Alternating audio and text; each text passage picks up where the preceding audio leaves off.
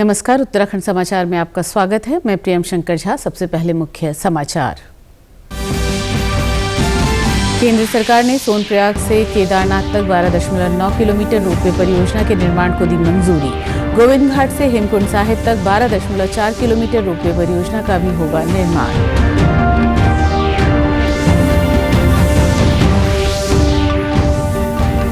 प्रधानमंत्री नरेंद्र मोदी कल पहुंचेंगे उत्तराखंड। मुखबा में मां गंगा के शीतकालीन प्रवास स्थल का करेंगे दर्शन। हर्षिल में जनसमूह को करेंगे संबोधित।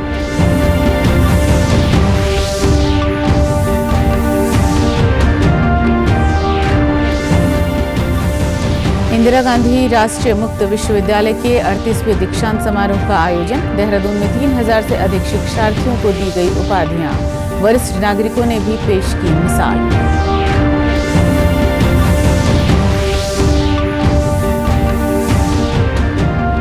रुड़की में 3 दिवसीय विकसित भारत विकसित उत्तराखंड प्रदर्शनी देखने पहुंचे विधानसभा अध्यक्ष रितु खंडूड़ी और कैबिनेट मंत्री गणेश जोशी। कहा, प्रधानमंत्री के विकसित भारत के सपने को साकार करने की दिशा में एक कदम।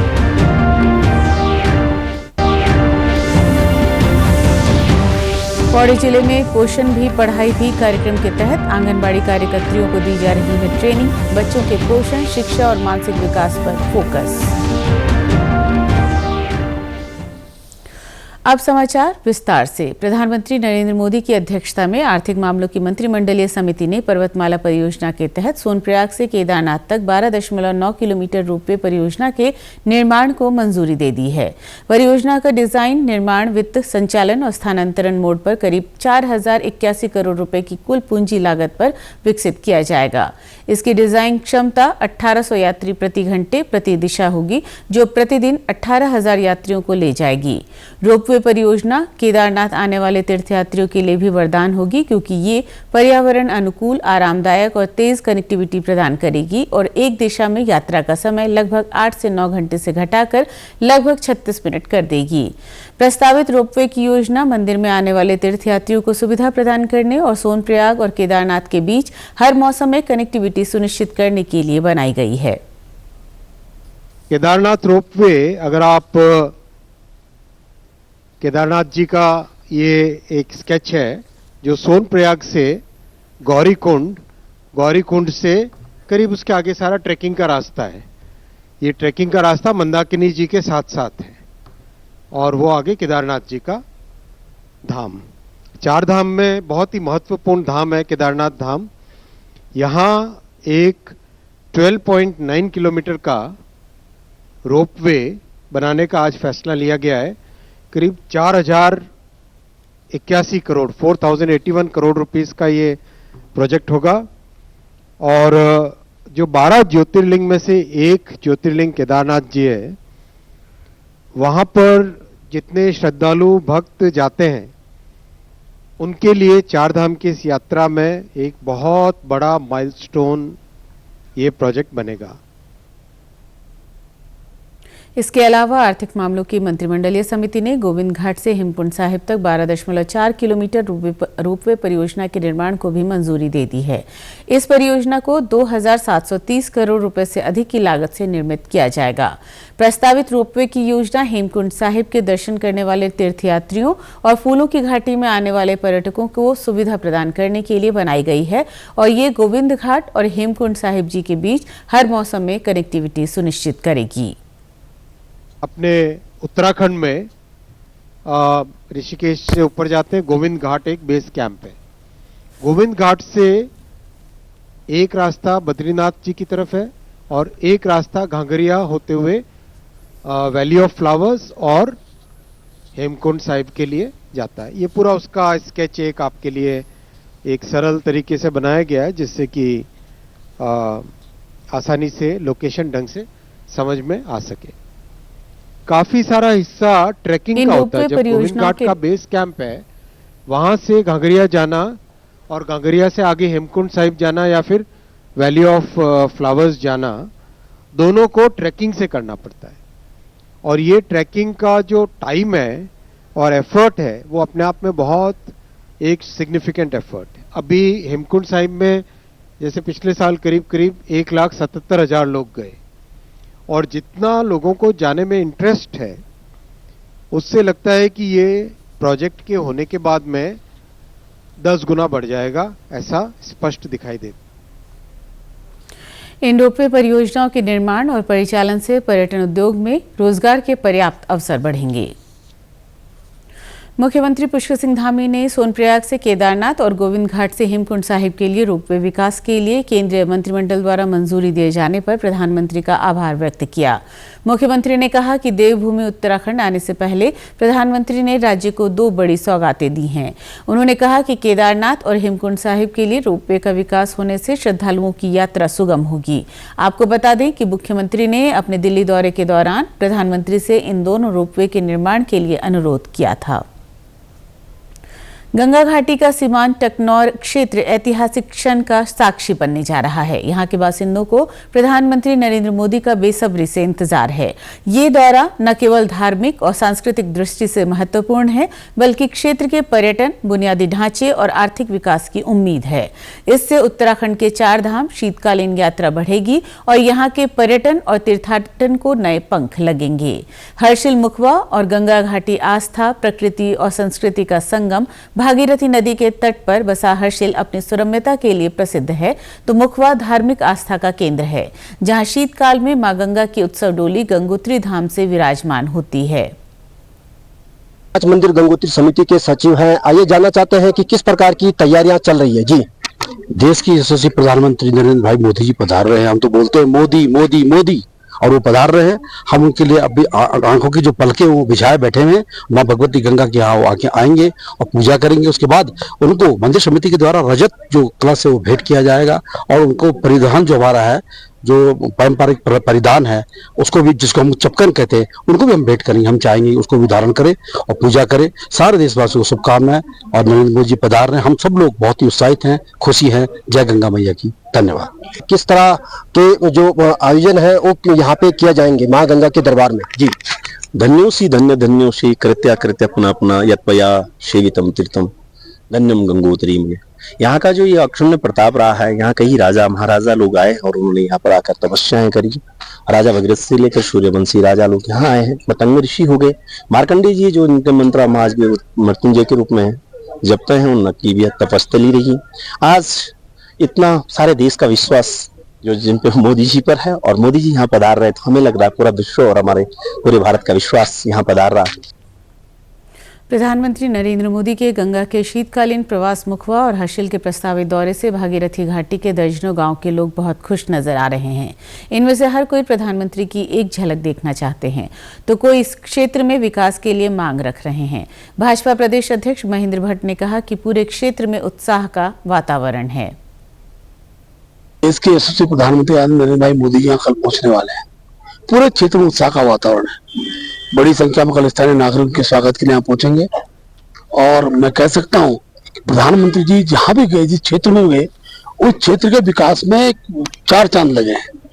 और कल उनके आगमन के बाद मैं कह सकता हूँ, विश्वासपूर्वक कह सकता हूँ कि गंगोत्री की यात्रा और गंगोत्री धाम का पूरा स्वरूप ही बदलने जा रहा है। प्रधानमंत्री के विशेष दौरे का उद्देश्य 4 धाम में शीतकालीन यात्रा को बढ़ावा देना है। इसके साथ ही उत्तरकाशी जिले के सीमांत क्षेत्र के अनछुए व अद्भुत पर्यटन स्थलों में साहसिक पर्यटन की गतिविधियों को प्रोत्साहित करने के लिए जादूम पीडीए तक मोटरबाइक और एटीवी आरटीवी रैली तथा जनकताल एवं मुलिंगला तक के लिए ट्रैकिंग अभियानों को भी फ्लैग ऑफ कराए जाएंगे। यहाँ के जनमानस की जो योजनाएं हैं, हमारी पहली योजना है कि मादी तक कम से कम रेलवे लाइन होनी चाहिए, ताकि देश के तीर्थाटन पर्यटन को बहुत सुविधा मिले। दूसरा, हमारा जो बड़ेती चुंगी से लेके और गंगोत्री तक 100 किलोमीटर का ऑल वेदर की जो सड़क है, उसका चौड़ीकरण जल्दी से जल्दी कराया जाए। हमारी लवारी नागपाला परियोजना, जिसपे 60% का काम पूर्ण हो चुका था और वो बंद पड़ी है, उसको पुनः शुरू कराया जाए। और जो यहाँ पर पूरा ये क्षेत्र जो है पर्यटन के क्षेत्र में एक पर्यटन हब के रूप में विकसित किया जाए। इसमें गंगोत्री धाम में प्रस्तावित टनल पार्किंग, सिवर लाइन आदि महत्वपूर्ण परियोजनाएं परवान चढ़ेंगी। उत्तराखंड की चारधाम यात्रा के साथ साथ पर्यटन व्यवसाय भी बढ़ेगा। प्रधानमंत्री यहां पर पूजा अर्चना करने के बाद हिमालय और हर्षिल घाटी के मनोरम प्राकृतिक सौंदर्य का अवलोकन कर सकेंगे। गंगोत्री धाम के रावत रजनीकांत सेमवाल का कहना है कि प्रधानमंत्री नरेंद्र मोदी के आगमन से यहां की शीतकालीन यात्रा का प्रचार होगा, जिससे यहां शीतकालीन यात्रा पर देश विदेश से भी लोग आएंगे।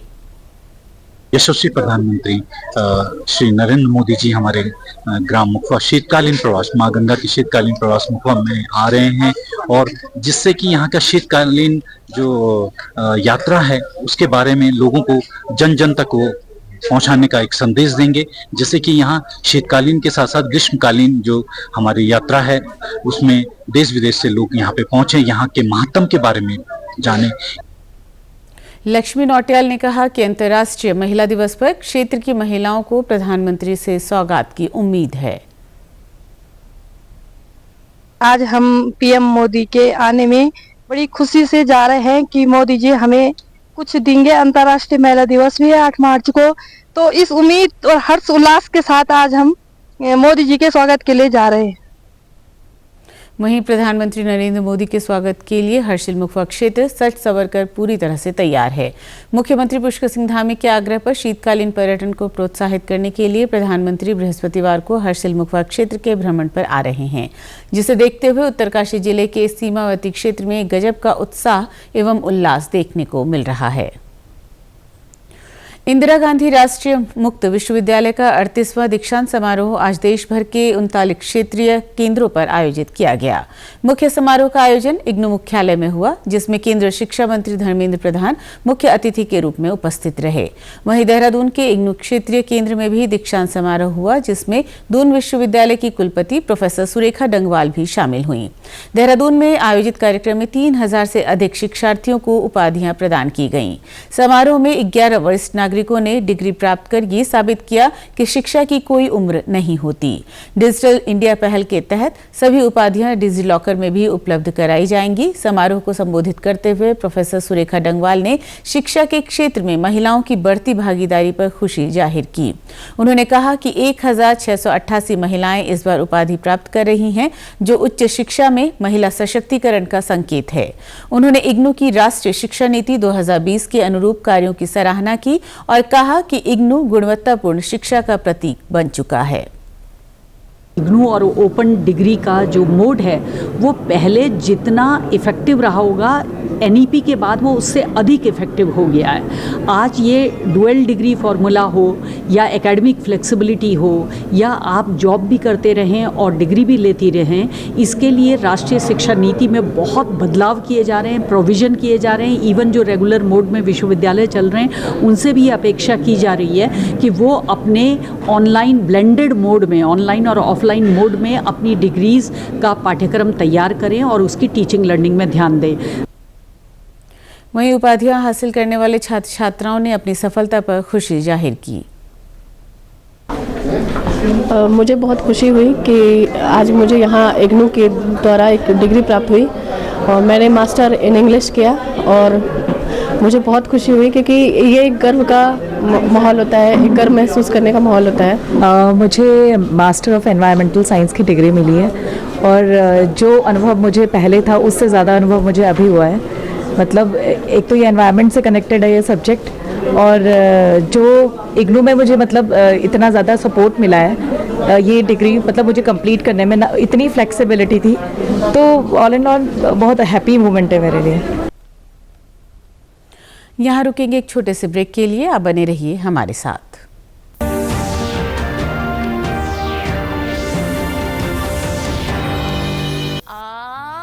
Good girl.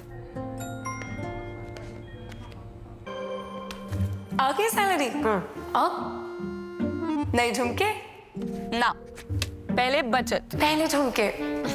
सुनो, हर महीने थोड़ा बचाओ और थोड़ा निवेश करो और कुछ इमरजेंसी के लिए भी बचाओ ताकि रहो टेंशन फ्री। लेकिन झुमकों का क्या, जाती हो कि लगाओ इंजेक्शन। आरबीआई कहता है वित्तीय समझदारी समृद्ध नारी।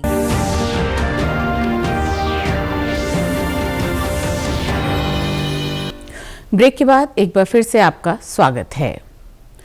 रुड़की में 3 दिवसीय विकसित भारत विकसित उत्तराखंड प्रदर्शनी का आयोजन किया जा रहा है। आज विधानसभा अध्यक्ष रितु खंडूड़ी भूषण और कैबिनेट मंत्री गणेश जोशी प्रदर्शनी में पहुंचे और विभिन्न विभागों के स्टॉलों का निरीक्षण किया। इस अवसर पर कैबिनेट मंत्री गणेश जोशी ने कहा कि ये प्रदर्शनी प्रधानमंत्री के विकसित भारत के सपने को साकार करने की दिशा में एक कदम है।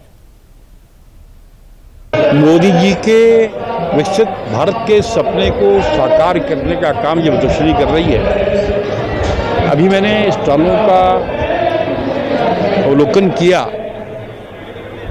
जिस प्रकार से केंद्र सरकार की योजनाओं का, प्रदेश सरकार की योजनाओं का प्रदर्शन यहाँ पर हुआ,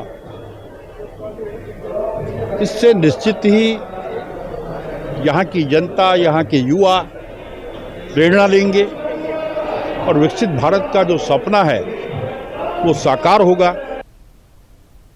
वहीं विधानसभा अध्यक्ष रितु खंडूड़ी ने कहा कि इस प्रदर्शनी से बच्चों, युवाओं और आमजन को प्रेरणा मिलेगी।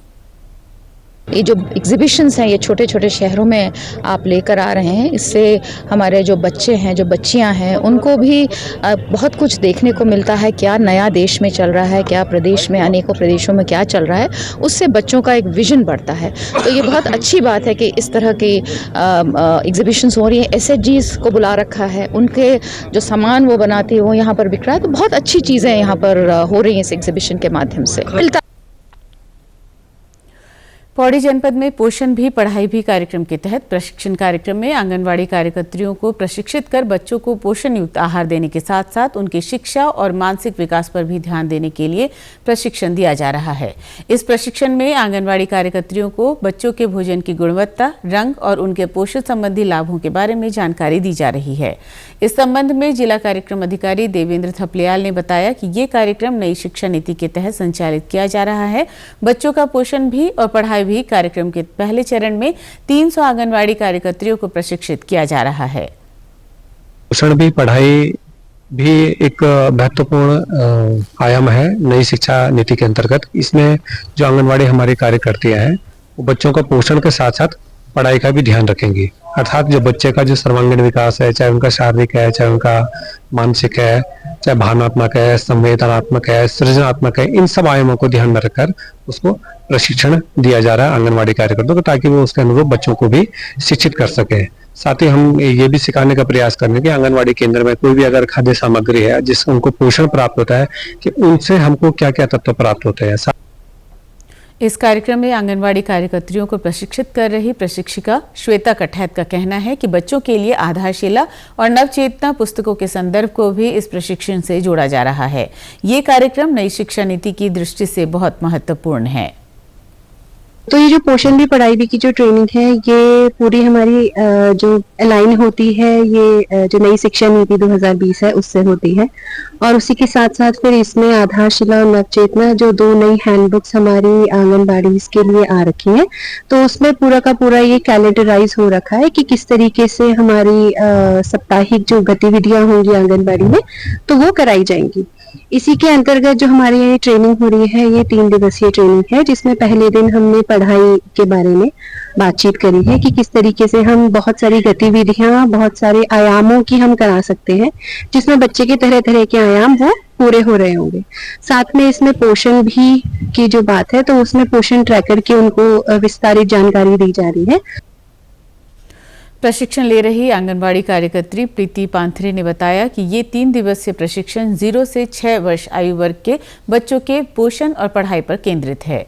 हमारे केंद्र पहले सिर्फ पोषण पर केंद्रित होते थे, अब बच्चों को शिक्षित करने का कार्य भी करना है। हम 0 से 6 वर्ष तक के बच्चों को कैसे पोषण भी और पढ़ाई भी एक साथ करा सकते हैं, वह सीखने के लिए हम यहाँ पे 3 दिवसीय प्रशिक्षण के लिए आ रखे हैं, जिसमें हमें यह बताया जा रहा है कि हम 0 से 6 वर्ष तक के बच्चों को, पहले ये होता था कि 0 से 6 वर्ष तक के बच्चों को पोषण ही पोषण दिया जाता था, उनकी देखरेख की जाती थी आंगनबाड़ी के द्वारा। अब उसमें नई शिक्षा नीति के तहत उसमें नए ये शिक्षा भी जोड़ दिया गया है, जिसमें कि अब हम बच्चों को पोषण के साथ साथ शिक्षा भी प्रदान कर सकते हैं। चमोली जनपद के जिला न्याय भवन गोपेश्वर और जोशीमठ में राष्ट्रीय विधिक सेवा प्राधिकरण व जिला विधिक सेवा प्राधिकरण चमोली द्वारा अधिकार मित्र पैरालीगल वॉलंटियर्स को आपदा प्रबंधन का प्रशिक्षण दिया जा रहा है ताकि वे आपदा के दौरान ग्रामीण क्षेत्रों में राहत और बचाव कार्य त्वरित गति से कर सकें। सीमांत जनपद चमोली जोन 5 में आता है। यहाँ अक्सर बाढ़, भूकंप, भूस्खलन, हिमस्खलन सहित कई प्राकृतिक आपदाएं घटित होती रहती हैं। ऐसे में आपदा प्रबंधन यहाँ के लिए महत्वपूर्ण साबित होगा।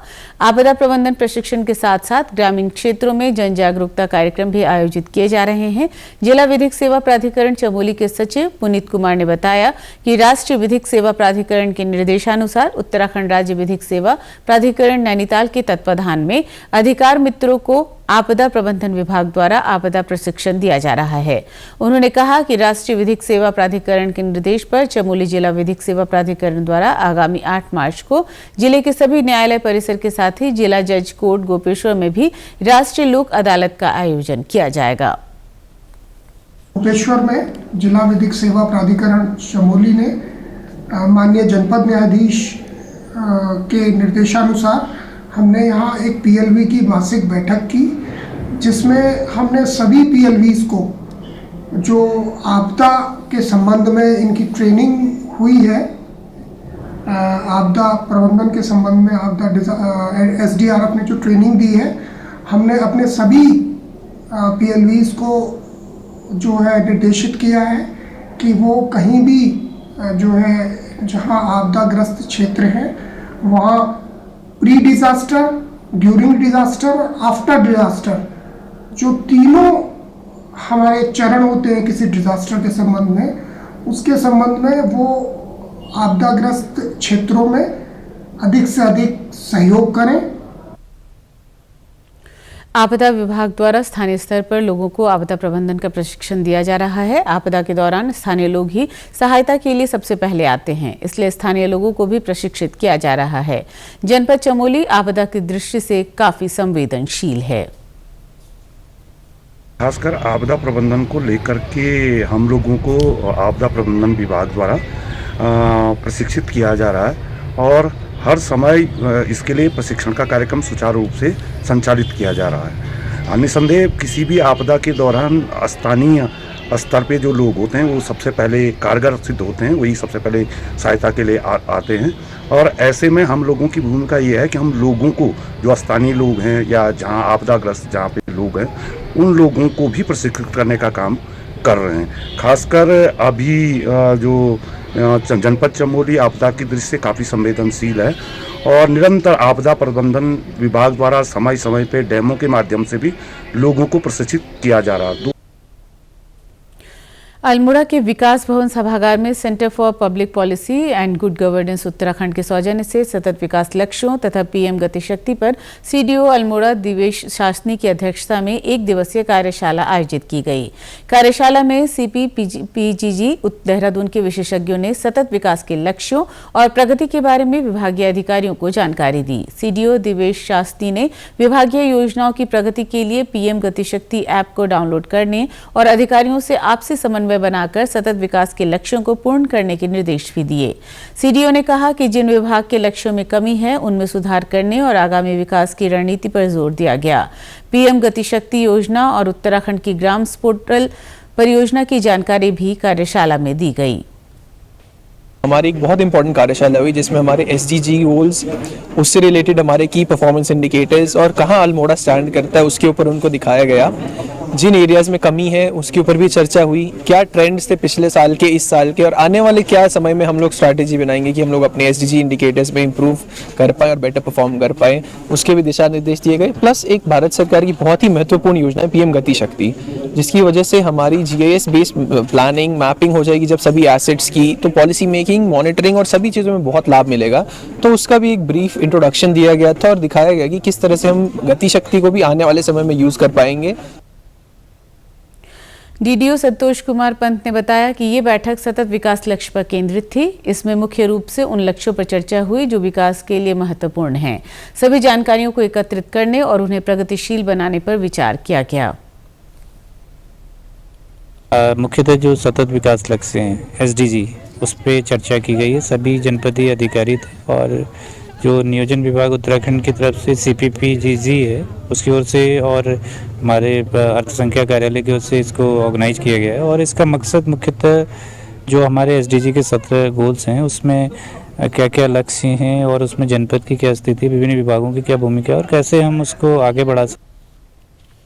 Central for public policy and good governance Uttarakhand के विशेषज्ञ शैलेंद्र कुमार ने कहा कि ये कार्यशाला सतत विकास लक्ष्य के बारे में जानकारी बढ़ाने और उनके कार्यान्वयन पर केंद्रित थी।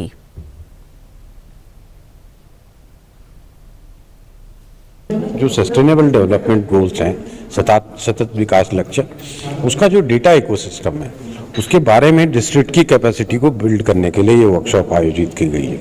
ये जो वर्कशॉप आयोजित की गई ये centre for public policy and good governance द्वारा आयोजित की गई है और इसका जो मुख्य मकसद है वो ये है कि जिलों को SDG के बारे में तो बताना ही बताना, जो हम SDG का इंडेक्स बनाते हैं उत्तराखंड के लेवल पे, उसकी रैंकिंग के बारे में, डिस्ट्रिक्ट लेवल के इंडिकेटर्स के बारे में, उसके बारे में उनको अवगत कराने के लिए वर्कशॉप।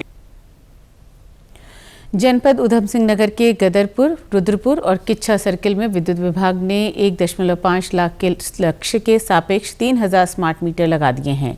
इन सर्किलों में लगभग 575 सरकारी ऑफिस है जिनमें 90 कार्यालयों में स्मार्ट मीटर लगा दिए गए हैं, जबकि शेष 2 सप्ताह के भीतर लगा दिए जाएंगे। UPCL ने उपभोक्ताओं को उनके पुराने मीटरों की जगह नए स्मार्ट प्रीपेड मीटर लगाने की प्रक्रिया शुरू कर दी है। प्रीपेड मीटर से उपभोक्ता पहले से ही बिजली की खपत के अनुसार रिचार्ज कर सकेंगे और बिलिंग की असुविधाओं से मुक्ति मिलेगी। उत्तराखंड पावर कॉर्पोरेशन लिमिटेड के अनुसार लगभग 15,87,000 बिजली उपभोक्ताओं को ये सुविधा प्रदान की जाएगी। अधीक्षण अभियंता शेखर चंद्र त्रिपाठी ने बताया कि स्मार्ट मीटर लगाने से उपभोक्ताओं को उनकी बिजली खपत की हर क्षण की जानकारी मिलती रहेगी, जिससे वो अपनी आवश्यकता के अनुसार बिजली खपत करेंगे। विलंब से बिल आने और मीटर जंप होने की शिकायतों से उपभोक्ताओं को निजात मिलेगी, साथ ही बिजली चोरी पर अंकुश लगेगा। सर देखिए, स्मार्ट मीटर का बड़ा शुरू में कुछ लोगों ने विरोध भी किया था, लेकिन हमने फिर लोगों को इसके बारे में काफ़ी विस्तार से बताया और जहाँ जहाँ लोगों को इसके बारे में पता लग रहा है, इसकी खासियत के बारे में, तो वो खुद हम पे कांटेक्ट कर रहे हैं। बल्कि मैंने यहाँ पर रजिस्टर रखा हुआ है, उसमें मेरे ऑफिस में और सभी ऑफिस में लोग आते हैं, अपनी कंसेंट दे रहे हैं और हम उनके मीटर लगा रहे हैं। अभी तो 3000 हम जो है छोटे मीटर लगा चुके हैं, जो छोटे उपभोक्ता हैं उनके लगभग 3000 लगा चुके हैं। और इस समय जो प्रायोरिटी है, क्योंकि जो भी कुछ लोगों के द्वारा ये कहा जाता है कि साहब आप जो है गरीबों के वहाँ लगा रहे हैं और अमीरों के वहाँ नहीं लगाते हैं या सरकारी विभाग में नहीं लगा रहे हैं, तो इस समय गवर्नमेंट ने भी हमको निर्देश दे रखा है सबसे पहले सरकारी विभागों में और हमारे घरों पे लगेंगे। वहीं उद्योगपति अशोक बंसल का कहना है कि UPCL द्वारा स्मार्ट मीटर लगाने का कदम स्वागत योग्य है। UPCL उद्योगों में स्मार्ट प्रीपेड मीटर लगाए, जिससे उन्हें तुरंत भुगतान मिलेगा और उद्योगों को अनावश्यक सिक्योरिटी की बचत होगी। UPCL के द्वारा जो स्मार्ट मीटर लगाने की व्यवस्था की गई है, इसका इंडस्ट्री स्वागत करती है और हमारे द्वारा UPCL से ये कहा गया है कि वो स्मार्ट मीटर प्रीपेड मीटर के रूप में लगाएं, क्योंकि प्रीपेड मीटर लगाने से विभाग को बिल तत्काल मिलेगा और उद्योग को इससे लाभ होगा कि उसको सिक्योरिटी के जो अनावश्यक उस पर भार पड़ता है उससे बचत होगी। और जब विभाग स्मार्ट मीटर लगाना चाहता है और उद्योगपति लगवाने के लिए तैयार है, तो ऐसे में विभाग के द्वारा जो सिक्योरिटी की मांग की जा रही है, हर बिल में उससे सिक्योरिटी वसूली की जा रही है, उसको तत्काल रोका जाए। प्रदेश से जुड़े अपडेट्स के लिए आप हमसे सोशल मीडिया के माध्यम से भी जुड़ सकते हैं। हमारा एक्स हैंडल है DD_News_देहरादून, हमारा फेसबुक पेज है DD News उत्तराखंड, हमारे YouTube channel DD News Uttarakhand को भी आप सब्सक्राइब करें और हमारे Instagram page DD News Uttarakhand को भी आप फॉलो करें। नमस्कार।